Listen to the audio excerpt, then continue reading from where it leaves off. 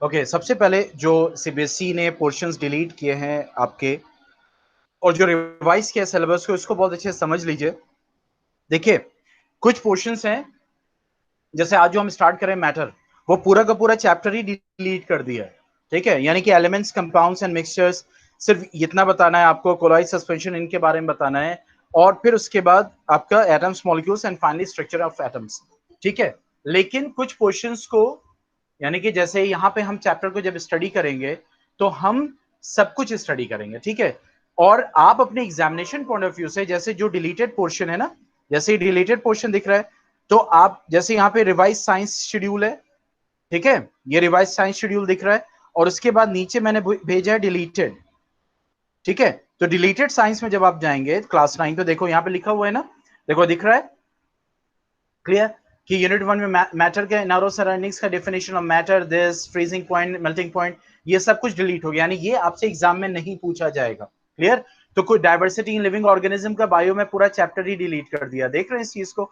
तो यहाँ पे वही मैं कह रहा हूं कि जो चैप्टर पूरा पूरा डिलीट कर दिया है, मान लीजिए, ठीक है, जैसे आज मैटर है, क्योंकि मैटर इसलिए मुझे बताना है, पहला चैप्टर है, क्योंकि यहीं से केमिस्ट्री स्टार्ट होती है, तो हम इस चैप्टर को स्किप नहीं, हाँ बीच में कोई एक चैप्टर डिलीट किया होता है तो हम उसको बाद में देख लेते हैं। तो जो चैप्टर पूरा का पूरा डिलीट कर दिया है तो उसको हम बाद में स्टडी करेंगे।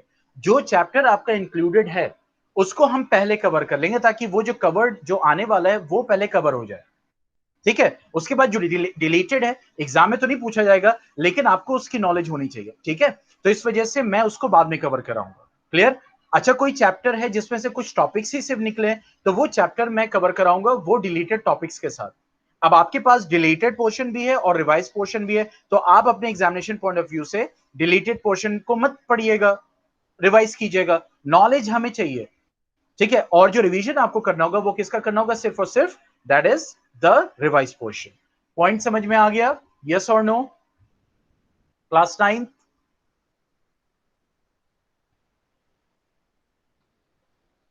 ठीक है, तो जो पोर्शन डिलीटेड है, ठीक है, जो पोर्शन डिलीटेड है, जो चैप्टर डिलीटेड है, उसको हम बाद में पढ़ेंगे, और जो आपके रिवाइज सेक्शन में है, ठीक है, जो रिवाइज सेक्शन में है उनको पहले कवर करेंगे। ठीक है, जैसे यहां पे आपको दिख रहा होगा कि मैटर का पूरा चैप्टर, ठीक है, पूरा का पूरा चैप्टर, ये दिख रहा है, ये डिलीट कर, ये देखो डिलीटेड पोर्शन है। ठीक है, पूरा पूरा चैप्टर डिलीट कर दिया गया है, समझ रहे? तो क्या हम इसको नहीं स्टडी करेंगे? स्टडी करेंगे। क्लियर, क्योंकि ये केमिस्ट्री का पहला ही चैप्टर है। देखो यहाँ पे है, ये रिवाइज्ड है, देखो ये लिखा हुआ है रिवाइज साइंस शेड्यूल। तो यहाँ पे जो रिवाइज सिलेबस है उसमें देखो आपको मैटर का पोर्शन में सिर्फ एलिमेंट्स, कंपाउंड, मिक्सचर, ये टॉपिक्स आपके सिर्फ एग्जामिनेशन पॉइंट ऑफ व्यू से, ये जो है रिवाइज्ड में, देखो सेल हमने कवर किया, तो सेल से लेके पूरा बेसिक स्ट्रक्चर तक, क्रोमोसोम एंड ऑल, ये सब कुछ आएगा उसका। ठीक है, तो इसका मतलब ये पोर्शन आपके एग्जामिनेशन पॉइंट ऑफ व्यू से है, ये पोर्शन आपके एग्जामिनेशन पॉइंट ऑफ व्यू से है। ठीक है, हेल्थ एंड डिजीज भी है। क्लियर, फिजिक्स में आपका मोशन है, फोर्सेस एंड न्यूटन्स लॉ है, ग्रेविटेशन और वर्क एंड एनर्जी, इसमें जो टॉपिक्स रिलेटेड होंगे उनको हम बाद में स्टडी करेंगे। ठीक है, इन शॉर्ट ये समझो कि मान लो आपके केमिस्ट्री में 4 चैप्टर है, इन शॉर्ट, ठीक है, केमिस्ट्री में 4 चैप्टर है, 4 में से 3 आने हैं, एक पूरा चैप्टर डिलीट कर दिया, तो वो जो डिलीटेड चैप्टर है हम बाद में पढ़ेंगे। ठीक है, क्लियर, लेकिन केमिस्ट्री का जो चैप्टर डिलीट किया वो पहले ही चैप्टर डिलीट किया, इसलिए मैं वो चैप्टर आज पढ़ाऊंगा आपको, क्योंकि वो केमिस्ट्री का बेस है। ठीक है, इसी तरीके से मान लो मैथ्स में 16 चैप्टर है या 15 चैप्टर है, 15 चैप्टर में से सिर्फ 11 चैप्टर आने या 12 चैप्टर आने मान लो, तो वो जो 12 चैप्टर आने वाले हैं वो पहले हम पढ़ेंगे, और जो डिलीटेड 3 चैप्टर है वो बाद में पढ़ेंगे। अब पॉइंट समझ में आ गया,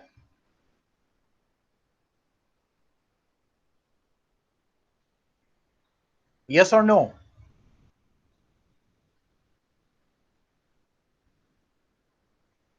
ठीक है, तो चलिए अब आज स्टार्ट करते हैं क्लास को। ठीक है, so coming to the board now.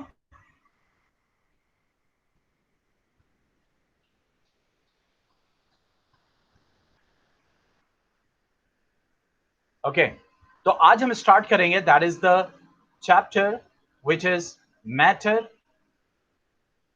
In our surroundings. ठीक है, मैटर इन आवर सराउंडिंग्स। ठीक है, देखो बेसिकली केमिस्ट्री क्या है, व्हाट इज केमिस्ट्री? ठीक है, केमिस्ट्री जो है वो ब्रांच ऑफ साइंस है, it is a branch of general science. ठीक है, जिसमें हम क्या स्टडी करते हैं, हम सब्सटेंस को स्टडी करते हैं जो किसी ना किसी क्या बना हुआ है, मैटर का बना हुआ है। उसके बाद हम क्या स्टडी करते हैं, रिएक्शंस को स्टडी करते हैं, उस सब्सटेंस की प्रॉपर्टीज को स्टडी करते हैं, और उसके बाद उन रिएक्शन से जो प्रोडक्ट्स बनने वाले हैं उनको स्टडी करते हैं। तो ये जब हम एक सब्सटेंस, जैसे मिसाल के तौर पर दही है या मिल्क है, तो मिल्क ऑब्वियसली एक मैटर है, ठीक है, लिक्विड है। और जब जब मिल्क का, जब आपका कर्ड बन के तैयार होता है, वो एक केमिकल चेंज होता है, तो उसमें केमिकल रिएक्शन हो रहा है, और जो प्रोडक्ट बन के तैयार हुआ कर्ड, तो उसको जब हम स्टडी कर रहे हैं, ठीक है, तो यहां पे हमने क्या देखा, the change of milk into curd. तो ये ब्रांच क्या कहलाएगी, ये ब्रांच ये कैसे कहलाएगी, केमिस्ट्री कहलाएगी। क्यों? क्योंकि हमने इसमें मैटर को देखा और होने वाले केमिकल रिएक्शन को देखा। तो ऐसी ब्रांच ऑफ साइंस जो इन तीनों चीज को डील करती है उसको हम केमिस्ट्री कहते हैं। पॉइंट समझ में आया, केमिस्ट्री किसको कहते हैं? जो मैटर, केमिकल रिएक्शंस और उनसे पैदा होने वाले प्रोडक्ट्स, ठीक है, उन रिएक्शन से पैदा होने वाले प्रोडक्ट्स के बारे में हम जब जान, जैसे हम कागज को जलाएंगे तो क्या होगा, अब वहां पे क्या हुआ, ऐश बना, केमिकल चेंज आया। समझ रहे, फिजिकल केमिकल चेंज आपने 7th क्लास में स्टडी किया है। ठीक है, केमिकल चेंज आया, तो जो केमिकल चेंज आया तो उसमें क्या हुआ, वो जो आपने देखा पेपर को जलते हुए, बर्निंग हो रही है, जलते हुए आपने देखा, आपने कंबशन एंड फ्लेम 8th में भी पढ़ा है। ठीक है, तो वो जो चैप्टर है वो किस ब्रांच ऑफ साइंस को कवर करता है, केमिस्ट्री को कवर करता है। समझ गए? तो chemistry is the branch of science which deals with the study of the substance of which the matter is made of, reactions and the properties of the substance and the products which are going to be formed by the reaction। उस branch of science को हम chemistry कहते हैं। इसीलिए मैंने कहा इस chapter को पढ़ना क्यों जरूरी है, क्योंकि हमें केमिस्ट्री के बेस को पढ़ना है, दैट इज द मैटर। कोई कंफ्यूजन, यस और नो? आगे बढ़े फिर।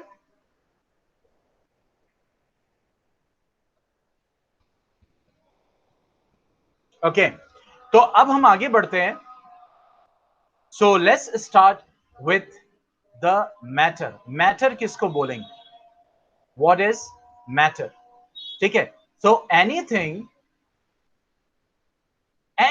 कोई भी चीज that has mass and occupies space,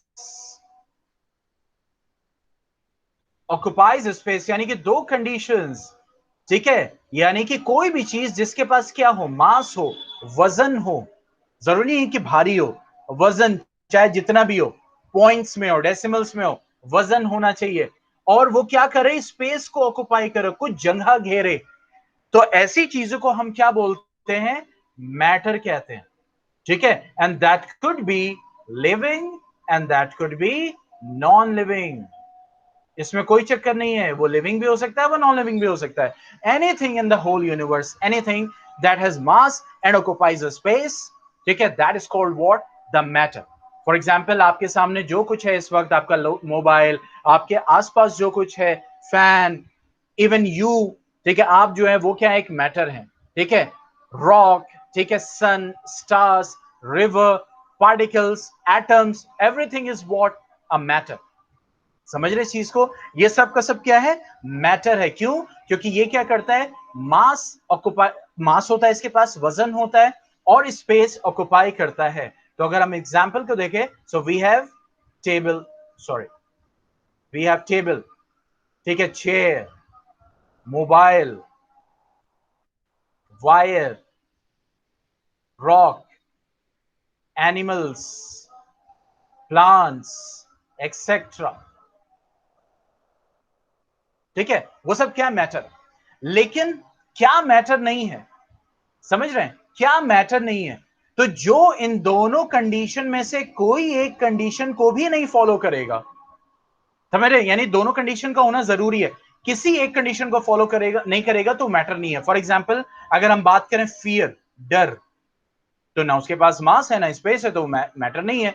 emotion matter नहीं है, ये सब मैटर नहीं है, ये सब मैटर है, ठीक है। इमोशन, स्मेल, ये सब मैटर नहीं है।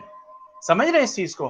तो थॉट, सोच, अब आप कहेंगे सर मैंने सोच लिया, मैं इस वक्त अपने स्कूल में हूं, तो मैं तो स्कूल तक पहुंच गया, ठीक है, तो आपने एक वर्चुअल स्पेस ले ली, लेकिन आप क्या कर पाए, आप वो जो वर्चुअल स्पेस है उसमें कोई भी उसका कोई वजन नहीं है, ठीक है, कोई मास नहीं है, इस वजह से वो मैटर नहीं है। इसलिए कोई इमोशन, फियर, स्मेल, थॉट, ये सब क्या होते हैं, ये सब मैटर नहीं होते हैं। तो पॉइंट समझ में आया? मैटर क्या होता है, क्या चीज मैटर है, क्या मैटर नहीं है? कोई इसमें कंफ्यूजन? तो anything that has mass and occupies space, कोई भी चीज जिसके पास वजन होगा, मास होगा और स्पेस को घेरता होगा, वो सब का सब क्या है, मैटर है। कोई इसमें कंफ्यूजन, यस और नो?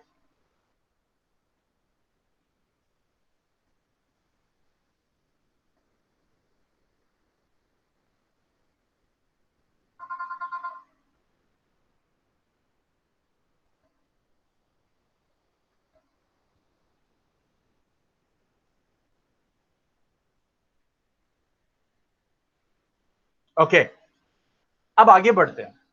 अब इसके साथ साथ मैं अब आपको एक एक्स्ट्रा चीज बता रहा हूं। ये जो दो कंडीशन है ये तो मस्ट है, इसके साथ साथ एक और कंडीशन लगती है, मतलब ये आपकी definition, anything that has mass and occupies space is called matter, ठीक है। जो थर्ड कंडीशन है इसके साथ जो लगती है, and that condition is what, matter जो होता है that that is sensed bye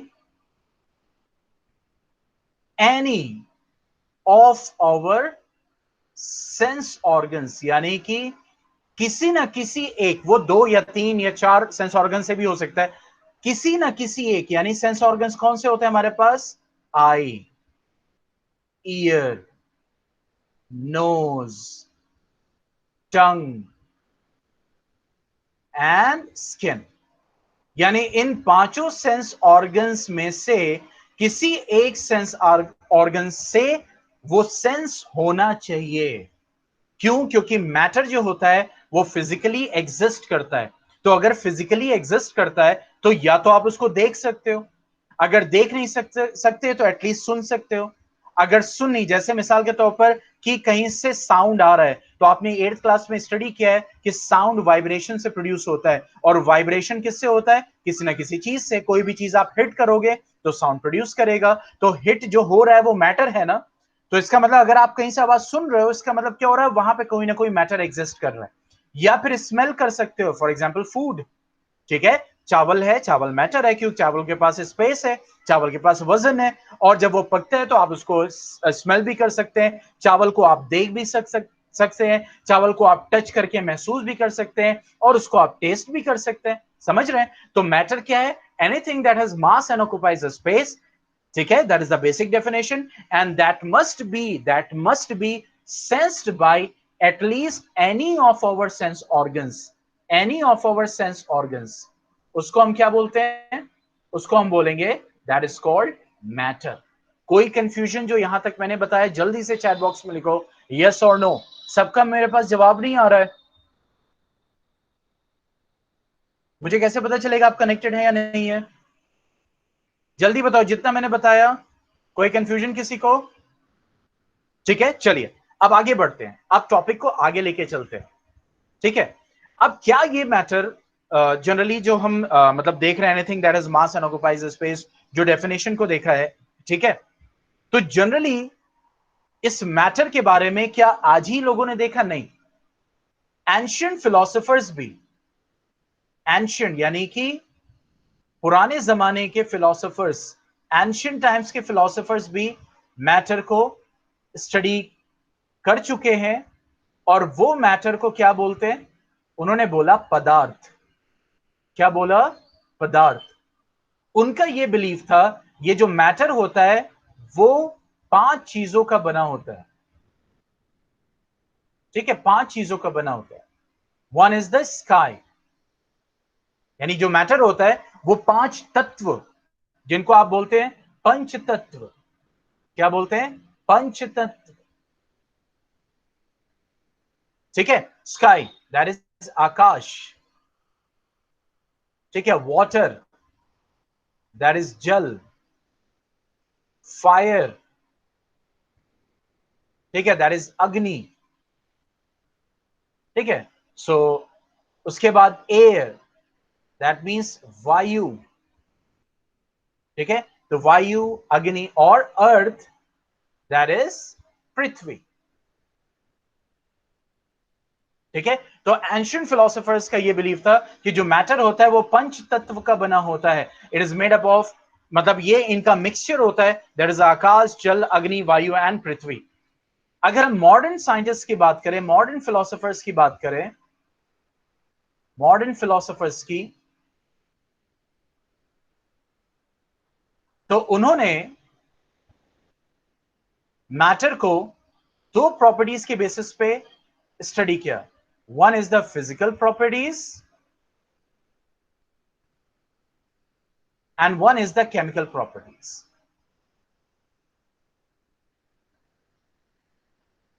ठीक है, तो हम केमिकल प्रॉपर्टीज सेकेंड चैप्टर में स्टडी करेंगे। इस चैप्टर में हम देखेंगे physical properties of matter, that is a solid, liquid and gas. ठीक है, तो मॉडर्न फिलोसोफर्स ने मैटर को दो प्रॉपर्टीज के बेसिस पे स्टडी किया। One is the physical properties and one is the chemical properties. तो अब यहां पे हम स्टार्ट करते हैं, और मतलब चैप्टर का अब मेन पोर्शन आपका स्टार्ट होता है। ठीक है, तो अगर हम इसको मैटर को देखें तो ये एक क्वेश्चन अराइज होता है। ठीक है, और वो क्वेश्चन क्या है कि इज मैटर कॉन्टिन्यूअस और particulate.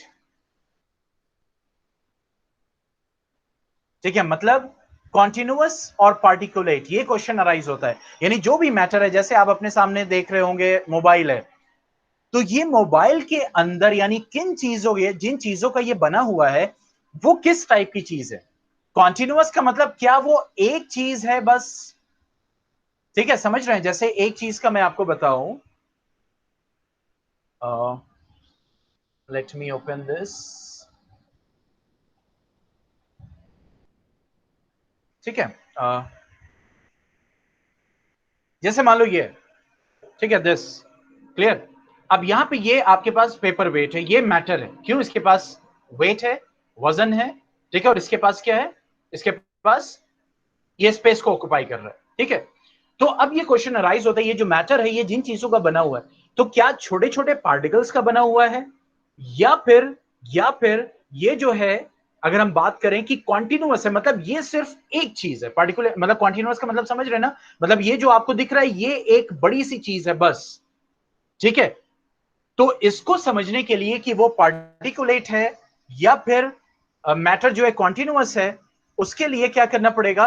We have to see something. ठीक है, अब हम तीन एक्सपेरिमेंट्स कर सकते हैं इसके लिए। मतलब सबसे पहले हम क्या ऐड करें? सॉलिड को लिक्विड में, सॉलिड को लिक्विड में हम ऐड करें, जिससे पता चल जाएगा कि वो पार्टिकल्स का बना हुआ है या फिर एक कॉन्टिन्यूअस मैटर है। ठीक है, अच्छा मान लो, फिर से हम वापस आते हैं।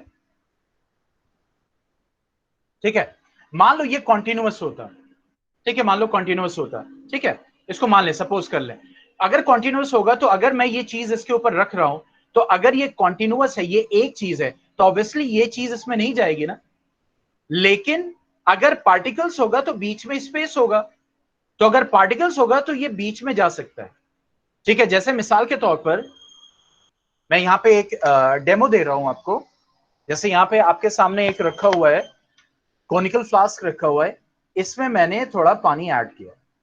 ठीक है, ऑब्वियसली वाटर एक मैटर है क्योंकि इसके पास मास है, और इसके पास मास है, और ये एक स्पेस को ऑक्युपाई कर रहा है, ये मैटर है। And we can see the water, we can feel the water. हम हमारे सेंस ऑर्गन्स जो है वो इसको सेंस कर सकते हैं। दिस वन इज पोटेशियम पर मैग्नेट, दैट इज KMnO4। ठीक है, दिस वन इज पोटेशियम पर मैग्नेट। देख रहे हैं? दिस वन इज पोटेशियम पर मैग्नेट। ओके, अब मैंने पोटेशियम पर मैग्नेट का क्रिस्टल लिया, ये मैंने क्रिस्टल लिया कुछ, ठीक है। अब ये क्रिस्टल मैटर है, यस, छोटे हैं कोई बात नहीं, मैटर है, क्यों? क्योंकि कुछ ना कुछ मास है और स्पेस ऑक्युपाई कर रहे हैं, और इस क्रिस्टल को मैंने इसमें डाल दिया, ठीक है। अब जैसे ही आप देख रहे होगे, अगर आप गौर से देखो, देखो धीरे धीरे ये पिंक, ये जो है पर्पल हो रहा है ना, पूरा पूरा वाटर, देखो ये स्प्रेड कर रहा है, दिख रहा है? Is it visible? देखो पार्टिकल बीच में दिख रहा है और ये स्प्रेड कर रहा है धीरे धीरे, जो रंग है वो पूरे में फैल रहा है। समझ गए इस चीज को? तो ये, इससे हमें ये पता चल रहा है कि जो मैटर है वो कॉन्टिन्यूअस नहीं है। इससे ये हमें क्या पता चल रहा है?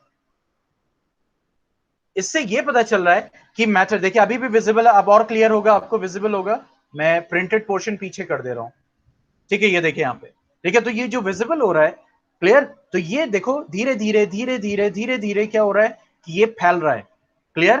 तो अगर ये वाटर कॉन्टिन्यूअस होता, यानी एक चीज होती बस, तो ये जो पार्टिकल KMnO4 है, पोटेशियम पर मैग्नेट है, ये कभी स्प्रेड नहीं कर पाता, ये उसी के ऊपर होता, ठीक है। स्प्रेड कर पा रहा है, तो इसका मतलब क्या हो गया, इसको यहां पे हम समझते हैं बोर्ड पे, अभी हमने कोनिकल फ्लास्क लिया था, हम बीकर ले लेते हैं अपनी आसानी के लिए, और इसमें हमने क्या ऐड किया हुआ है, वाटर, ठीक है। हम ये वाटर के पार्टिकल्स समझ लेते हैं, क्योंकि इससे हमें यह पता चला कि जो मैटर होता है वो पार्टिकल्स का बना होता है, यानी पार्टिकुलेट नेचर का होता है,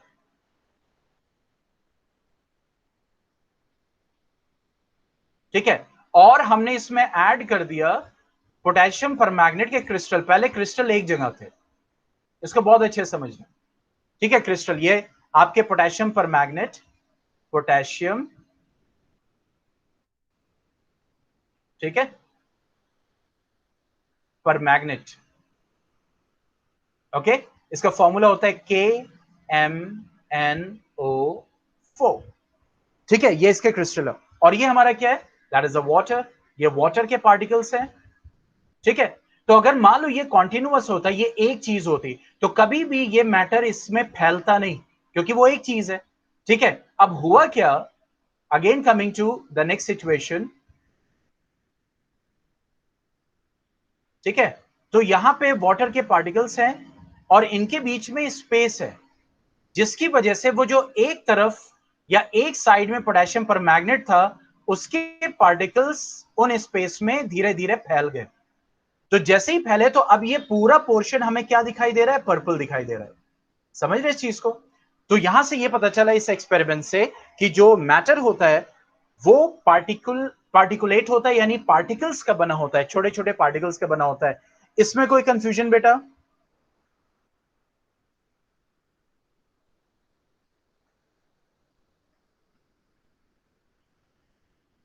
ओके, चलो अब ये बताओ, ये जो पोटेशियम परमैग्नेट क्रिस्टल मैंने अभी वाटर में डाला, ये फैल रहा है, ये किस फिनोमिनन से, किस प्रोसेस से फैल रहा है, ये हम पढ़ चुके हैं।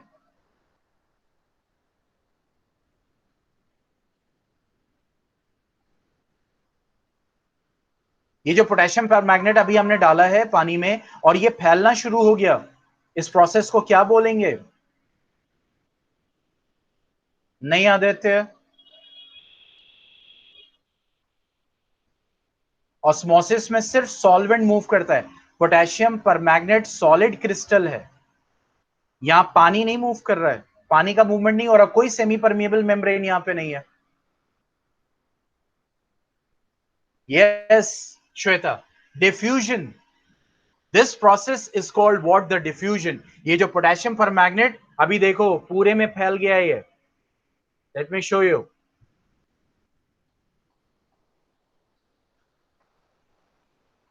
ये दिख रहा है, देखो पूरे में फैल गया, ठीक है। From higher concentration to lower concentration, जहां पे पोटेशियम परमैग्नेट ज्यादा था, वहां से अब कम की तरफ, देखो आगे की तरफ तक आ गया है, वो दिख रहा है। पहले यहां पे पूरा वाटर था सिर्फ, और यहां पे पूरा पर्पल कलर आपको दिखाई दे रहा है, क्यों? Because of the particles of the potassium परमैग्नेट, जो धीरे धीरे हायर कंसेंट्रेशन से लोअर कंसेंट्रेशन की तरफ मूव कर गए, ठीक है। तो ये प्रोसेस क्या कहलाता है? डिफ्यूजन कहलाता है। तो coming to the board now we will see what the diffusion.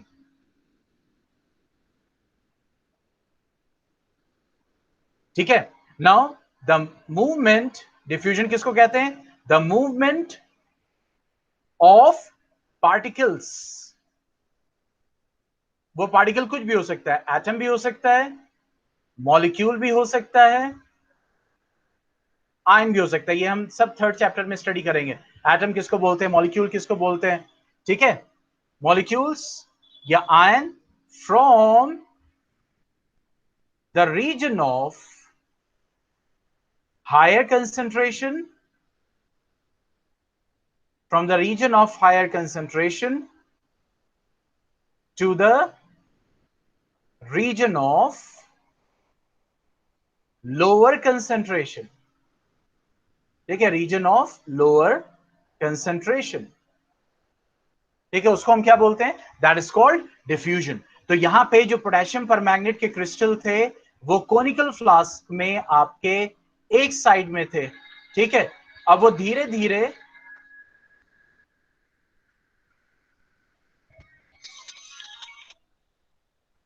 ठीक है, अब वो धीरे धीरे क्या हुआ, वो पूरे फ्लास्क में फैल गए, पार्टिकल नेचर के थे इसीलिए फैल गए। यहां से ये पता चल रहा है कि जो मैटर होता है वो पार्टिकुलेट नेचर का होता है, ठीक है। तो ये पूरे में फैल गया ना, from the region of high concentration to the region of lower concentration. मतलब ये दोनों अलग अलग सिचुएशन है। ये नहीं बता रहा हूं मैं कि इस फ्लास्क से इस फ्लास्क तक पहुंच गया, नहीं, मैं बता रहा हूं first situation and second situation, ठीक है। तो उसको हम क्या बोलते हैं, that is called what, the diffusion. अच्छा, अब ये कैसे डिफ्यूज कर रहे हैं, हाउ दे आर डिफ्यूजिंग, देखो ये डिफ्यूज कर रहे हैं because of the energy that they possess. यानी ये जो पार्टिकल्स हैं पोटेशियम परमैंगनेट के, इनके पास क्या है, एनर्जी है। तो जब इनके पास एनर्जी है तो उस एनर्जी से वो फिर मूव करते हैं from the higher energy from higher concentration to lower concentration, ठीक है। तो अगर क्या हो, अगर ये एनर्जी जो इनके पास खुद की है उससे ये मूव कर रहे हैं from higher concentration to lower concentration, तो क्या होगा अगर हम एक्स्ट्रा एनर्जी प्रोवाइड कर दें, एक्स्ट्रा एनर्जी प्रोवाइड कर दें, ये बताओ डिफ्यूजन एक्स्ट्रा एनर्जी प्रोवाइड करने पे फास्ट होगा या स्लो होगा? यानी एक तो एनर्जी उनके पास थी और एक्स्ट्रा हमने दे दी।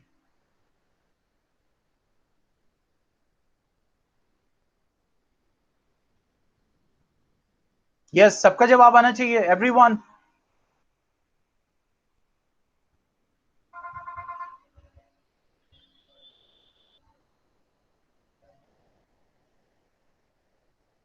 यस, फास्ट होगा, ठीक है, वेरी गुड, ठीक है। जब हम एक्स्ट्रा एनर्जी प्रोवाइड करेंगे तो वो डिफ्यूजन हमारा क्या होगा, दैट विल बी फास्ट। देखो अब एक्स्ट्रा एनर्जी कैसे प्रोवाइड कर सकते हैं आप, जो है वो बर्निंग लैब रख सकते हैं, यानी हीट एनर्जी प्रोवाइड कर सकते हैं, या फिर मैकेनिकल एनर्जी। जैसे मैंने एक एक्स्ट्रा एनर्जी प्रोवाइड की, मैंने देखो सिंपल, मैंने इसको रखा हुआ था ना, अब मैंने क्या किया, इसको स्टर कर दिया लाइक दिस, तो मैंने क्या किया, एक्स्ट्रा एनर्जी प्रोवाइड कर दी, ठीक है। तो देखो जल्दी से ये पूरा का पूरा पानी, देखो वाटर, पूरा का पूरा वाटर अब पर्पल हो गया, दिख रहा है, इज इट विजिबल, ठीक है।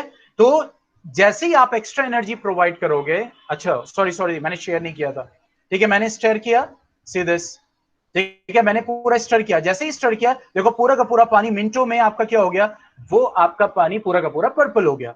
तो जैसे ही आप एक्स्ट्रा एनर्जी प्रोवाइड करोगे तो डिफ्यूजन रेट बढ़ जाएगा, डिफ्यूजन जल्दी होगा, ठीक है। तो यहां पे हमें पॉइंट को समझना है कि when extra energy is provided, so when extra energy is provided, the rate of diffusion, the rate of diffusion increases, ठीक है, रेट ऑफ डिफ्यूजन इंक्रीज, यानी बहुत फास्ट होगा। एक्स्ट्रा एनर्जी आप हीट के थ्रू भी प्रोवाइड कर सकते हैं, एक्स्ट्रा एनर्जी आप मैकेनिकल एनर्जी भी प्रोवाइड कर, इसीलिए आपने देखा होगा कि घर में क्या होता है, जब आप चाय में शक्कर डालते हैं तो उसको चलाते हैं, वो क्यों चलाते हैं, आप शक्कर छोड़ दोगे तब भी वो धीरे धीरे घुल जाएगी, ठीक है। और जब वो घुलेगी, लेकिन it will take a lot of time, और धीरे धीरे वो नीचे से क्या होगी, वो ऊपर तक डिफ्यूज होगी, तो फिर आपको क्या होगी, एनर्जी मिलेगी, ठीक है, मीठापन मिलेगा, तो क्या करते हैं, वो जल्दी हो तो इसीलिए चम्मच से चला देते हैं, एक्स्ट्रा एनर्जी मिल जाती है तो डिसॉल्व भी हो जाता है और वो पूरा यूनिफॉर्मली जो शक्कर होती है वो यूनिफॉर्मली डिस्ट्रीब्यूट हो जाती है पूरे चाय में। तो आप चाहे ऊपर से चाय पियो चाहे नीचे से, आपको मीठी सेम लगती है। ठीक है, इसीलिए आपने देखा होगा जब ज्यादा शक्कर मिला देते हैं कुछ शक्कर नीचे बैठ जाती है, तो जब आप ऊपर से चाय पीते हो तो कम मीठी होती है, जब जैसे जैसे नीचे चले जाते हैं आपको ज्यादा मीठी लगती है, वो इसी वजह से। ठीक है, क्योंकि नीचे कंसेंट्रेशन ज्यादा था ऊपर कम था। तो जब हम एक्स्ट्रा एनर्जी प्रोवाइड करते हैं, एक्स्ट्रा एनर्जी प्रोवाइड करते हैं तो रेट ऑफ डिफ्यूजन क्या हो जाता है, बढ़ जाता है। ठीक है, डिफ्यूजन तेजी से होगा, इसको बहुत अच्छे से समझिएगा। ठीक है, अब ये हो क्यों रहा है, क्योंकि जब हम एक्स्ट्रा एनर्जी प्रोवाइड करते हैं ना, और ये मिक्सिंग कैसे हो रही है, तो ये जो इंटर मिक्सिंग हो रही है, यानी कि पोटेशियम परमैंगनेट के पार्टिकल मिक्स हो गया वाटर पार्टिकल के साथ, यानी ये हम यहां पे वाटर पार्टिकल मान लें। ठीक है, तो पोटेशियम परमैंगनेट के पार्टिकल्स अब क्या हो चुके हैं, वाटर पार्टिकल्स के साथ मिक्स हो चुके हैं, इसलिए हमें पूरा का पूरा पानी जो है वो कैसा दिखाई दे रहा है, दैट इज द पर्पल। ठीक है, तो होता क्या है, जब ये जो पार्टिकल्स हैं इनको जब एनर्जी मिलती है दे स्टार्ट मूविंग रैंडमली, वो रैंडमली मूव करना शुरू कर देते हैं इन जिगजैग मोशन लाइक दिस। ठीक है, और उसके बाद वो आगे बढ़ते हैं। तो मैंने आपको बताया कि रेट ऑफ डिफ्यूजन बढ़ जाएगा जब आप उसको एक्स्ट्रा एनर्जी प्रोवाइड करोगे। ठीक है, तो यहां पे एक चीज पॉइंट याद रखिएगा हमेशा, जो डिफ्यूजन होता है, डिफ्यूजन, ठीक है, वो गैस में हाईएस्ट होता है, उससे कम लिक्विड में होता है, और उससे कम आपका सॉलिड में। सॉलिड में तो वैसे भी ना के बराबर, लेकिन कुछ सॉलिड्स रिपोर्टेड है। ठीक है, जैसे आपने देखा होगा कि जो ब्लैक बोर्ड होता है स्कूल का, अगर उस पर चौक से लिखा जाता है, बहुत सालों तक लिखा जाए, और कुछ धीरे धीरे करते करते उस ब्लैक बोर्ड, पता नहीं आप लोगों ने देखा है कि नहीं, हम लोगों ने तो देखा है, उस बोर्ड, ब्लैक जो बोर्ड होता है उसके ऊपर चौक का इंप्रिंट आ जाता है, और वो आप जितना भी मिटाओ नहीं मिटता है। कभी देखा है ब्लैक बोर्ड के ऊपर? ठीक है, वो चौक का इंप्रिंट आ जाता है, उसको आप मिटाओ वो पूरा एकदम छप जाता है उसके ऊपर। ठीक है, वो क्यों, कैसे हुआ, वो डिफ्यूजन की वजह से हुआ, लेकिन डिफ्यूजन सॉलिड्स में बहुत ही स्लो होता है, ना के बराबर होता है, इसलिए बहुत टाइम लगता है उसमें। क्लियर? इसी तरह गोल्ड, गोल्ड यानी कि AU, गोल्ड और लेड, ये रिपोर्टेड है, ये दो मेटल्स हैं गोल्ड और लेड, इनको अगर आप मिला के रख दो, गोल्ड और लेड को मिला के रख दो, तो कुछ सालों के बाद आप क्या देखोगे कि वो दोनों अलग अलग जो मटेरियल थे वो आपस में जुड़ जाते हैं। वो क्यों होता है, बिकॉज उनके जो पार्टिकल्स होते हैं, ठीक है, वो जो पार्टिकल्स होते हैं वो हम आगे प्रॉपर्टीज ऑफ मैटर में जब स्टडी करेंगे तो उसको देखेंगे हम, तो जो पार्टिकल्स होते हैं वो डिफ्यूज कर जाते हैं एक दूसरे में, तो ऑब्वियसली, अच्छा इस पॉइंट को समझना बहुत अच्छे से।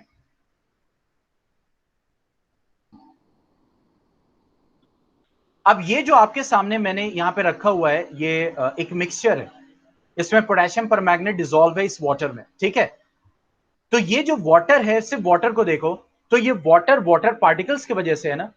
ठीक है, ये वाटर पार्टिकल्स जहां जहां होंगे, जैसे मिसाल के तौर पर ये वाटर यहां पे क्यों दिख रहा है, यहां पे इसलिए दिख रहा है क्योंकि वाटर के पार्टिकल्स यहां पे, अगर यही वाटर के पार्टिकल्स निकल के इधर आ जाएं, यहां पे आ जाएं, ठीक है, यहां पे, क्लियर? तो जब ये वाटर के पार्टिकल्स निकल के यहां पे आ जाएंगे तो फिर क्या होगा, ये वाटर आपको यहां पे दिखाई देगा, सिंपल। ये मैटर यहां पे क्यों है, क्यों, क्योंकि इसके जो पार्टिकल्स है वो यहां पे मौजूद है, अगर यही पार्टिकल इसके मूव, जैसे देखो यहां पे पोटेशियम परमैंगनेट है, देखो ये पोटेशियम परमैंगनेट है, ये यहां क्यों दिख रहा है, बिकॉज पोटेशियम परमैंगनेट के पार्टिकल्स यहां पे, वही पार्टिकल्स अगर मूव करके इधर आ जाए, देखो, तो पोटेशियम परमैंगनेट आपको यहां पे दिख रहा है ना। ठीक है, तो कहने का मेरा मतलब ये, मैं आपको ये पॉइंट क्यों बता रहा हूं, मैं उस पॉइंट पे आता हूं। ठीक है, coming to the point now, तो वो जो गोल्ड और लेड आपस में मिल गया, ठीक है, जो गोल्ड के पार्टिकल्स थे और जो लेड के पार्टिकल्स थे वो अलग अलग थे, लेकिन जब आपने मिला के इनको रखा तो ये पार्टिकल इधर चले गए, कुछ पार्टिकल इसके इधर आ गए, और ये दोनों एक दूसरे में चिपक जाते हैं। ठीक है, तो चूंकि ये पार्टिकल मूव कर गया, तो जब पार्टिकल मूव कर गया तो मैटर भी मूव कर गया उसके साथ, समझ गए, क्योंकि मैटर उस पार्टिकल का बना हुआ है। तो सिंपल, डिफ्यूजन जो होता है वो गैस में सबसे तेज होता है, लिक्विड में उससे स्लो होता है, और सॉलिड में सबसे कम या ना के बराबर होता है। लेकिन इस पॉइंट को याद रखिएगा, गैसेस में, यहां तो गैस लिक्विड सॉलिड का कंपैरिजन हुआ है ना, लेकिन अगर आपके पास डिफरेंट टाइप्स ऑफ गैसेस ही हैं सिर्फ, इसको बहुत अच्छे से समझना, तो जो सबसे लाइटर गैस होगी, हल्की गैस होगी, वो सबसे तेज मूव करेगी। समझ रहे इस चीज को, वो सबसे तेज मूव करेगी। क्लियर? जो सबसे हल्की गैस होगी, जैसे हाइड्रोजन, अगर मैं एग्जांपल लूं हाइड्रोजन गैस में और कार्बन डाइऑक्साइड गैस में, इक्वल अमाउंट मैंने लिया, तो हाइड्रोजन गैस हल्की होगी, कार्बन डाइऑक्साइड गैस भारी होगी। अगर इसको आपको डिफ्यूज कराना है तो हाइड्रोजन गैस जल्दी फैलेगी और कार्बन डाइऑक्साइड गैस देरी से फैलेगी। समझ गए? ये पॉइंट समझ में आया? रेट ऑफ डिफ्यूजन, यस और नो?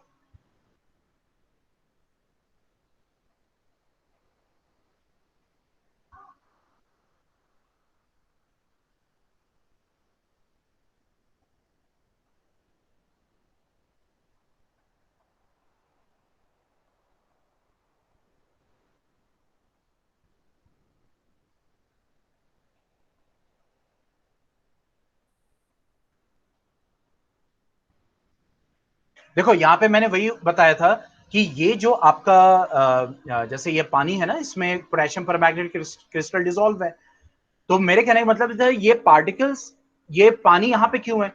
क्योंकि पानी के पार्टिकल्स यहां पे मौजूद हैं। समझ रहे इस चीज को? अगर यही पार्टिकल्स निकल के यहां पे आ जाए या इस साइड में आ जाए, ठीक है, तो ये पार्टिकल्स आपको यहां पे दिखाई देंगे ना, यानी कि ये वाटर आपको यहां पे दिखाई देगा। ये मैटर आपको यहां पे क्यों दिखाई दे रहा है? बिकॉज ये जो मैटर वाटर है, इसके पार्टिकल्स यहां पे, यही पार्टिकल्स अगर यहां पे आ जाए तो ये वाटर आपको यहां पे दिखाई देगा। ठीक है? इसी तरीके से अगर ये आपके पास पेपर वेट है, इस ये पार्टिकल्स का बना हुआ है, अब हम जान गए कि जो मैटर होता है वो पार्टिकल्स का बना हुआ है, तो ये मैटर के जो पार्टिकल्स हैं, अगर ये पार्टिकल्स मूव कर जाए, ठीक है, तो इसका मतलब ये मैटर भी क्या कर जाएगा? साथ साथ मूव करेगा। क्यों? क्योंकि वो मैटर पार्टिकल्स का बना हुआ है। पॉइंट समझ में आया?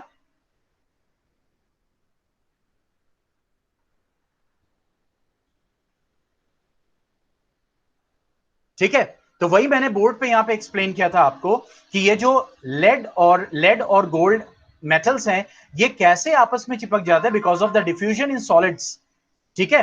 क्यों? क्योंकि इसके जो पार्टिकल्स हैं वो क्या करते हैं? वो मूव करते हैं। ठीक है? तो जब मूव करेंगे, लेकिन सॉलिड में एकदम ना के बराबर होता है, कुछ सॉलिड्स में रिपोर्टेड है, इस वजह से मैं आपको यहां पे बता रहा हूं। तो वो पार्टिकल्स मूव करते हैं, इस वजह से वो दोनों गोल्ड और लेड आपस में क्या कर जाते हैं? वो मिक्स हो जाते हैं, मींस चिपक जाते हैं। फिर मैंने आपको बताया कि गैस, लिक्विड, सॉलिड में सबसे तेज डिफ्यूजन गैस में होगा, लिक्विड में होगा, सॉलिड में होगा। ठीक है? गैस में सबसे तेज, लिक्विड में उससे कम, देन सॉलिड।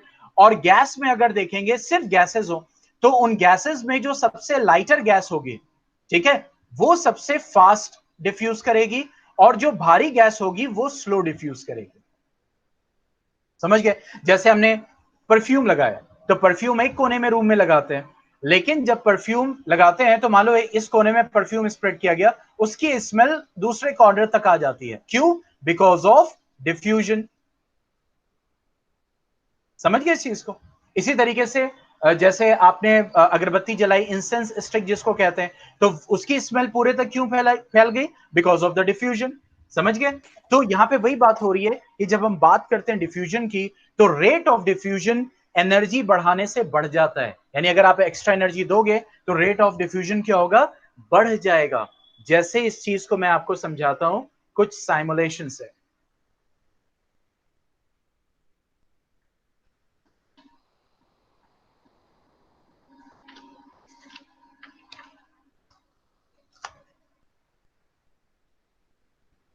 देखो, अब यहां पे मैंने कुछ पार्टिकल्स ले लिया और कुछ रेड पार्टिकल्स, दोनों इक्वल मैंने ले लिया। देखो, ठीक है, अब देखो यहां पे ब्लू वाले का टेम्परेचर 300 है, यहां पे रेड वाले का भी 300 है। अब मैं ब्लू वाले का सिर्फ टेम्परेचर बढ़ा रहा हूं। अब उसके मूवमेंट पे देखना, ये बताओ ब्लू वाले का मूवमेंट फास्ट हुआ?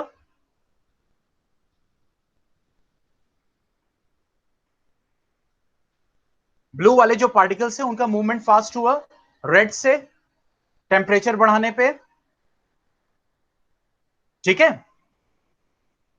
अब अगर देखो, अब यहां पे इसका फास्ट हो गया, अभी भी स्लो है, तो जो फास्ट होगा, अब कैसे डिफ्यूजन, डिफ्यूजन मतलब इंटरमिक्सिंग ऑफ पार्टिकल्स, ठीक है, या फिर movement from high concentration to lower concentration.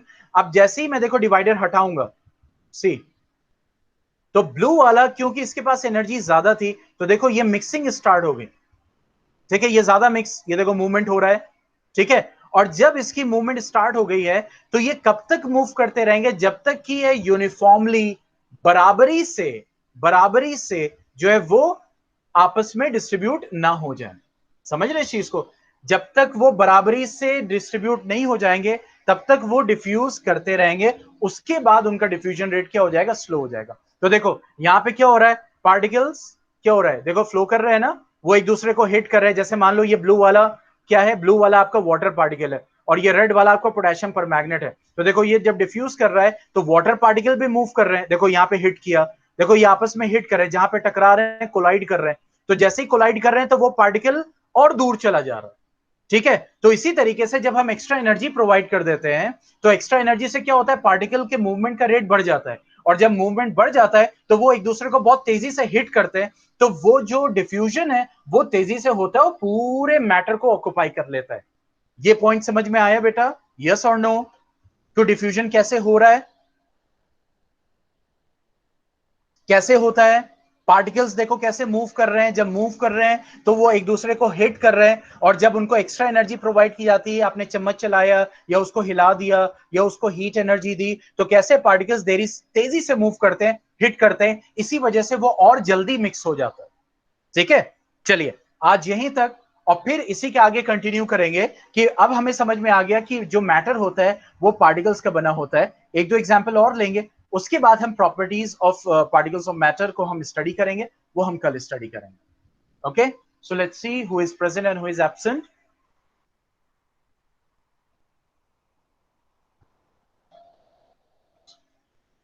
Okay, so that's all. Stay home, stay safe, and goodbye.